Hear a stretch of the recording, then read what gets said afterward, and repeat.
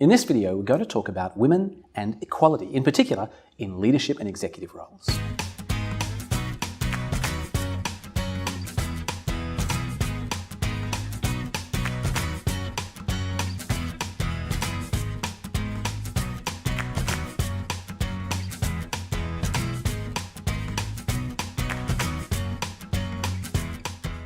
Laura, nice to speak to you. Okay. Now, you've had some recent really interesting experience in the sort of women's segment. So what I'd like to ask you about in terms of women and equality is, are there any sort of recent trends or data that talks about how this is working? Yeah, it's very, very foundational. Men ask for more money 4 times as more often. And when they do, they ask for 30% more. So the data is really clear that if we just literally ask more often and ask for more, I wonder what the pay gap might really be.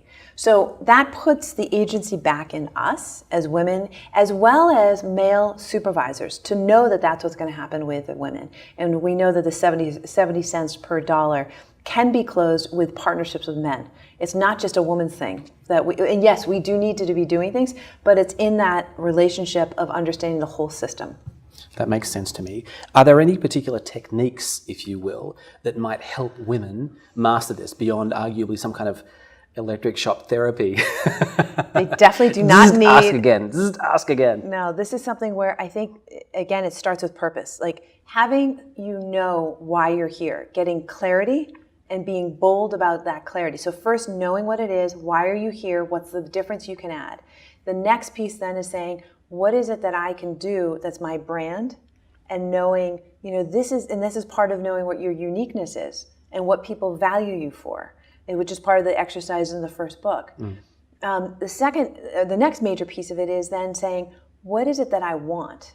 So it's one thing to have purpose. The next question is, what is it in the short term that I need to do or that I want to attain? And make it really clear. And then ask for it 4 times more often and 30% more of the pay to be able to get what you want. So that makes sense. So what we're saying here is, we're going to talk about this in a moment, the process is in a pocket guide to purpose, to gain clarity, but then having figured out what it is that you do want, to make sure you ask 4 times as often as you feel comfortable doing. Yes. Because the natural is a quarter what it should be. Right. And for 30% more than you arguably want in that moment. Yes. Because the natural is arguably too little. Absolutely. Talk to me about some of the experiences you've had recently, if I could ask. You've spoken to some forums or organisations that are women-centric. Can you explain a little bit about that? Yeah, and in these forums, so there's a number of them where I had like 900 women were in a forum, and we were talking about change and transition and women and the hurdles they go through. And there's a common theme for women is that we overrow the boat. We are constantly between trying to manage our job, the family, the house, our parents, and some of us are in that between age where we've got both the elderly that were, our parents' age and our children. And we think that if we just do it all or do it faster, we'll be okay. And what's happening is we're getting really tired and we're not asking for help. And part of the deal here is, this is going to sound like some of the guys who might be watching this going, well, of course, I'm going to go play golf. Whereas the woman would never think about going to play golf if they had 4 hours in the afternoon available. They would go do XYZ things. Now, I'm stereotyping here. But there's a mindset that women have about having to do it all, and we don't. In fact, sometimes if we actually do less and focus on the things we're really good at, we can actually accomplish far greater things. So I'm going to ask you a question that's not at all personal. If one's significant other were to fall into this category of overrowing the boat, I really like this analogy. Yeah. What can I do as a man to support this? Is there a course you can take? Is there a book you can read? Is there a radio show you should be listening to? Are there videos you should watch? What are some specific steps that you could take to support a transition from overrowing the boat to arguably just rowing it? Right. Or arguably under-rowing and playing golf? So it's a great way you're putting this. Dr. John Gottman has research based on University of Washington, and he has something called the Love Lab. And he studied... The Love Lab. Lab, like as in laboratory. Okay. Yes. And he has studied what is it that makes great relationships happen.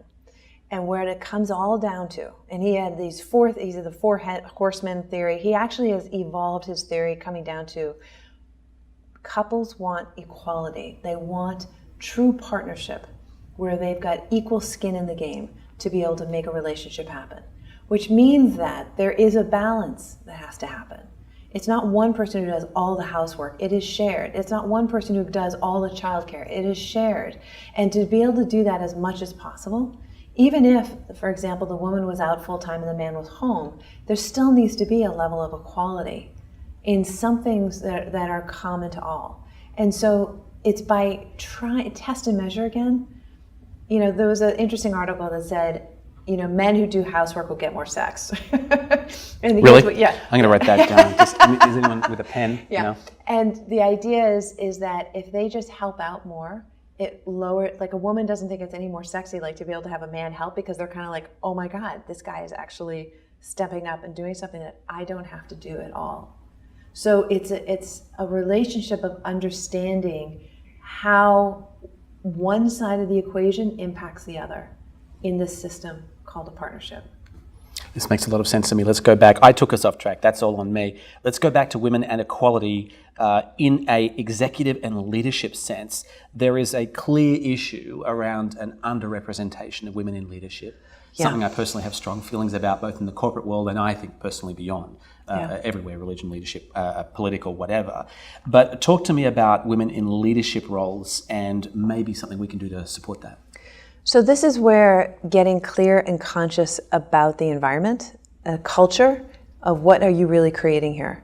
So we've done a lot of work and research about how an environment where it's one thing just to get these women excited and be able to be clear about their purpose and their plans. It's another thing when they go back to their cultures, what's actually happening there. And are the men actually behaving in a way, and it's not just men, but are there other women as well, but primarily we know in the US specifically that it's a dominant male environment. And that's actually pretty global tradition. I'd say it's global. Yeah. I mean, I work with a relatively large CEO network and I speak to these groups all over the world. It's mostly men. It's mostly men. Right. And we want them, need them, and we also have to really be clear of the fact that it is the man's role to put their hand out and help bring forward the opportunities to others that are not like them. And it doesn't just mean to women, it could be to underrepresented groups.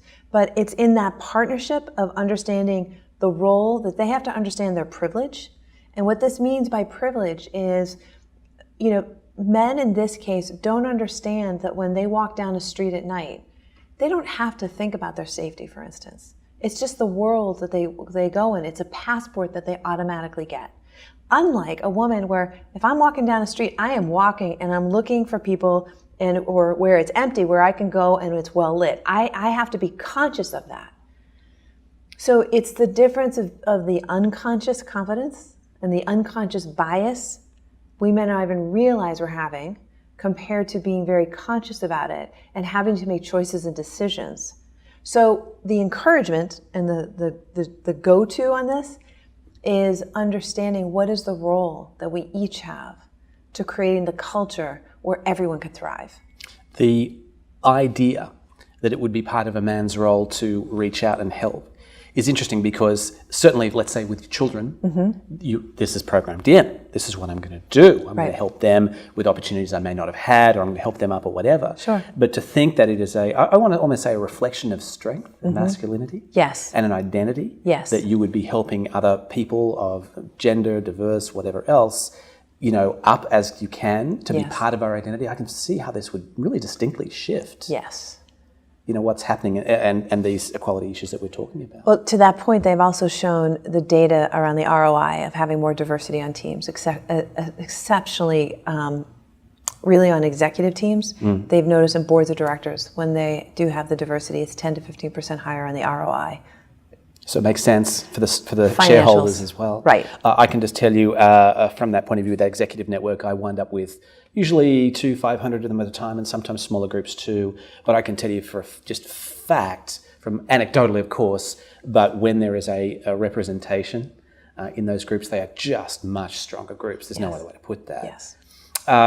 Thank you so much. Anything else we want to add on women and equality? For those of you who'd like to find out more, please visit us online at purposestone.com. Also, feel free to like this video, share this video if you have any questions in the comments section below, and of course, subscribe to our YouTube channel.